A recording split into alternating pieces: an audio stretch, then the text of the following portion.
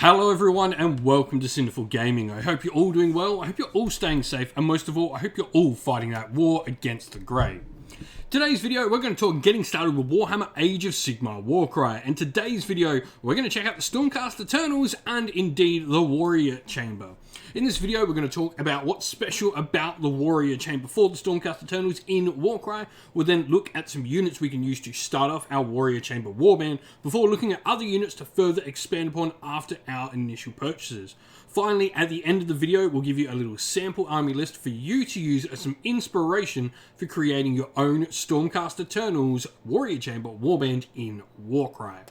So with that all said, as you all know by now, if you've watched any of these videos, the rules are free to download for a ton of Warcry warbands on Warhammer Community. You can find these in the download section. I'll leave a link in the video's description for you to go have a look at them all. Now, this particular type of Warrior Chamber Stormcast Eternals, they are our original Stormcast, commonly referred to by many in the community as Oldcast Eternals, because, you know, they're old. They're the original Stormcast that came out at the beginning of Warhammer Age of Sigmar. Now, this is a Stormcast force with a very excessive amount of fighter options. However, there's not quite as much variety as you might think. This is only made up of about 4 or 5 different kits with a bunch of heroes added on top of that, and they actually make up, you know, each kit can produce something like 7 or 8 models out of each of these particular kits. The differences between many of these unit options are generally not much. It generally will come down to personal preference and maybe what you're even fighting in your local meta. This force, regardless of what you do though, generally is heavily defensive focused. While there are good offensive options and some maneuverable tools within the force, you generally have a great defensive force as your core. You're great at holding objectives and you can carry treasure really well with high toughness or defense troops. You've also, like all Stormcast, got the reaction that will allow you to do damage to nearby enemies or when you are destroyed. You're generally going to be quite elite, so being able to do some damage upon your unit's deaths, I think, is really nice. Now, where to begin with the Stormcast Eternals of the Warrior Chamber? And like I said, these are defense focused, so I think something like the Lord Castellan is an excellent place to start. First of all, for under 200 points, you're going to get 30 wounds at toughness 5 with 2 attacks at a 2-inch reach, strength 5, 3/6 on the damage. Not too great on the offense, but once again, great on the defense there. 30 wounds and toughness 5 is solid, and that's actually pretty low toughness for this warband. Now, you do have a cool ability as well for a triple called the Warding Lantern, where until the end of the battle round, this fighter, you can subtract 1 to damage points allocated for each hit and critical hit from attack actions that target friendly fighters within 6-inch of the fighter. Really, really nice. You also get a Gryph-hound along with this model, which is pretty cool. And they can be nice and useful as well with their darting attacks abilities. Next, along with this, I think Liberators are a great option. You've got so many options within this kit. First of all, you have your standard Liberators that can be armed with 4 different weapon loadouts before we even get into the great weapon-wielding Liberators. You've got the option for shields to go along with either swords or hammers. Generally, the difference between swords and hammers here is your swords will pack out an extra attack, but you'll lose a point of strength on them. For me, I do like getting the strength. You're generally going to be a defensive force, so having higher strength, I think, is essential to being able to actually deal some damage. Because while being defensive is all well and good, you still do need to do some damage in the force. And you've got the option as well to actually turn your Liberators into little fighters by going with the paired Warhammers. Regardless of which variation you go with these, you'll actually knock out an extra attack onto your model. So you'll be dropping a point of defense, dropping down from defense of 6 with the shield to defense 5, which is still really solid, but getting an extra attack. So you'd get 3 attacks on the hammers instead of 2 and 4 attacks on the swords instead of 3. On top of this, you have grand weapons available in the unit as well. These don't have the shields, so you'll be at that defense of 5. Still nice though, but you're going to be strength 5 with that hammer, and you've got the grand blade there for strength 4.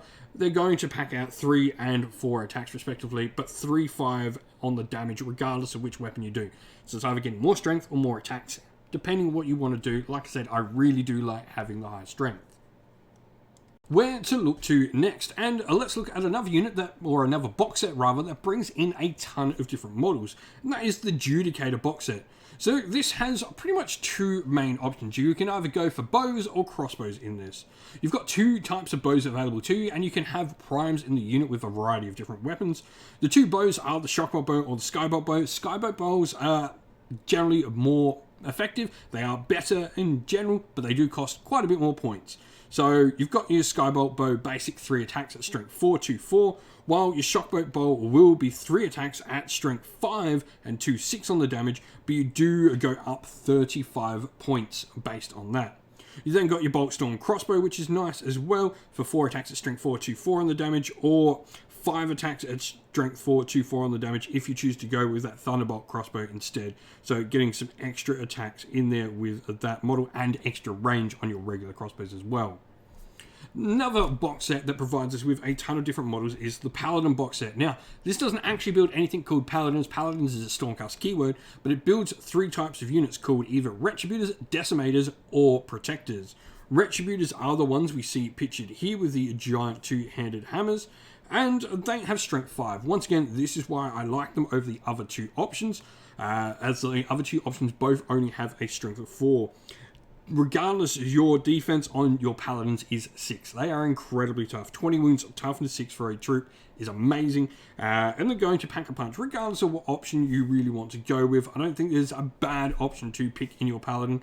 I personally, like I said, like the strength 5 just for that extra strength in there. And you've always got a cool move called Earth Shattering Blow, where this fighter makes a bonus attack action with them for a quad, and add half the value of this ability to the damage points allocated by each hit and critical hit. So they can really pack a punch for a follower, for a unit option. Looking into other heroes, the Lord Veritan, I think, is one of my very favourite pieces for Stormcast in general. I think he adds a lot.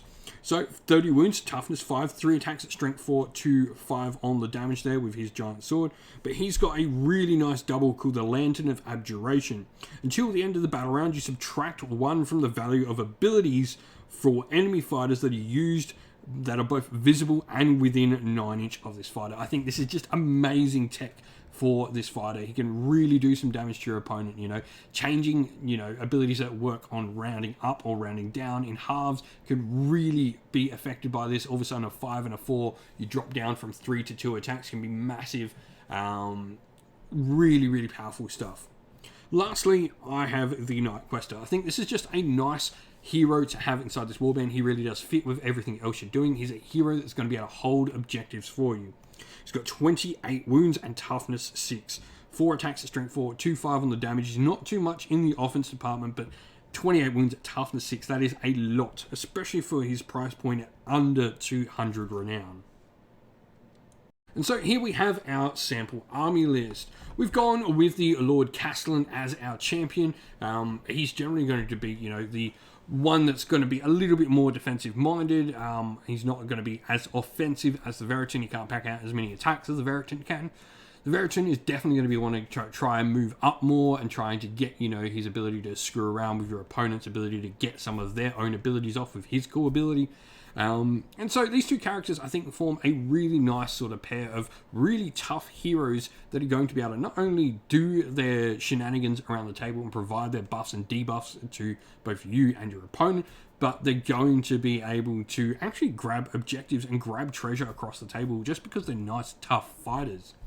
Speaking of fighters, for this warband, we've gone with 2 Liberators with Warhammers and Sigmar shields. They're going to be our objective grabbers, our treasure holders if we can. We've got a Retributor in there who's going to be our big damage dealer, taking out opposing threats. And a Judicator with Shockbolt bow, I think, is another good threat dealer for the force. But also, this is going to be able to provide some range, really help clear and take out enemy numbers before they hit your Stormcast lines, because we're generally not going to have many activations in a force like this. 980 renown out of 1,000 is pretty sweet, and 140 wounds is above average. So despite having, slightly below average in the number of troops, you do have a decent amount of wounds on the table. That's the end of the video, everyone. Thank you all for watching. We hope you enjoyed it. If you did, please don't forget to leave a like and subscribe to the channel if you haven't already. Also, drop us a comment down below in the comment section and let us know what you enjoyed about the video and what you'd like to see more of on the channel. If you'd like to come chat more with me and other members of our little community here we have at Sinful Gaming, you can do so on our Discord server, which is linked in the video's description. Also linked in the video's description is our Patreon and YouTube members where you can go to help support the channel and allow us to keep doing what we're doing. As a special thank you to our Patreons and YouTube members, we'd like to give them all a shout out. So thank you to our Patreons, Christian Weir, Soren, Greenskins Gaming, Kenny Lowe, Outer Shot First, Andrew Bowen, Nathan Fee, The Rising Ant, Q Dynamic, Anthony B, JJ Austrian, Average Wargamer, Domir, Mark Harvey, James Cater, Derek, and Giappy390.